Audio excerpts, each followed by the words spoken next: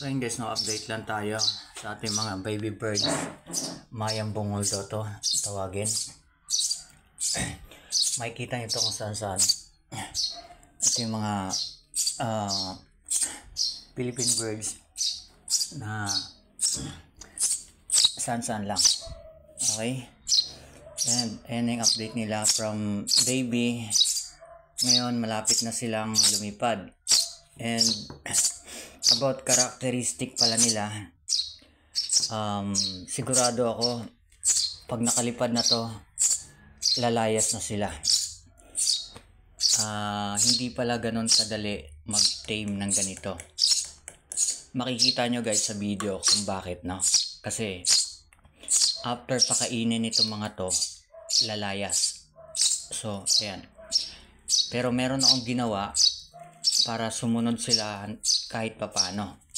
Ayun yung bitawan, no? Okay. Gusto nila yung ilalapit mo lang yung pagkain. Tamad sila lumapit. Pero ngayon, ayan, hindi ko talaga sila pinapakain hanggat hindi lumalapit sa akin. So, yun yung magiging chance natin na ma-pre-flight sila. Pero maliit yung chance na ma-pre-flight. Yun yung isa, andun lang. After nila kumain, lalayas. Ganun yung karakteristik nila. So, sa isip ko, talagang mahirap sila na i-tame, i-pre-flight. Yung katulad nung nakikita natin, may isang vendor na meron siyang alaga nito. Kahit bitawan mo, bumabalik sa kanya. So, hindi pala ganun kadali. Kaya, saludo ako doon kay Manong na napaamo niya ng ganun yung ibon na ganito, klase. No? Kasi, sinubukan ko kasi ito eh. Ang hirap nilang ang hirap pakainin. Andun lang sa sulok ng cage nila. Hindi sila lapit. Gusto, isusubo mo lang katulad niya, no? Gusto, subuan mo lang yan. Diyan lang siya sa Pero ginugutom ko ngayon. Gugutomin ko ng matindi. Saka ko ngayon aakitin ng pagkain. So, ayan. Lumalayo-layo na kahit paano. Ayan o. Ayun. Kanina may mga ibon na pumasok dito. So, na-attract doon sa ingay nila. Yung mga katulad nilang ibon. So, ayun, sana, no? Mabuhay natin ng matame natin. Tapos, pakawalan natin sa labas. Kasi magdadala to ng kasama eh.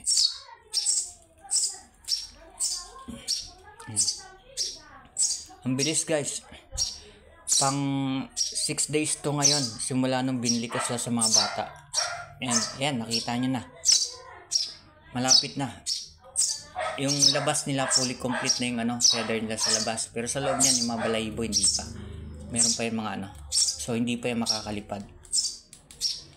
Hope na makalipad sila ng maayos and pakakawalan natin. Tingnan yung may balahibo pa sa laktaw pa yung mga wala pang balahibo. O hindi pa yung pwede lumipad. So I hope na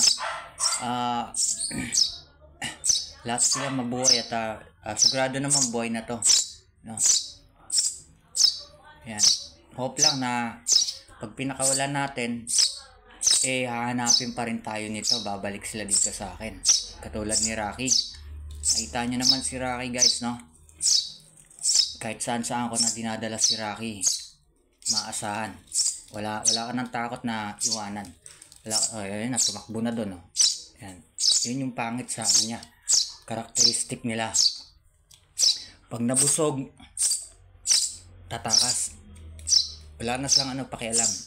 Hindi katulad ni Rocky, yung mga yung ibon na isa, yung African lovebird.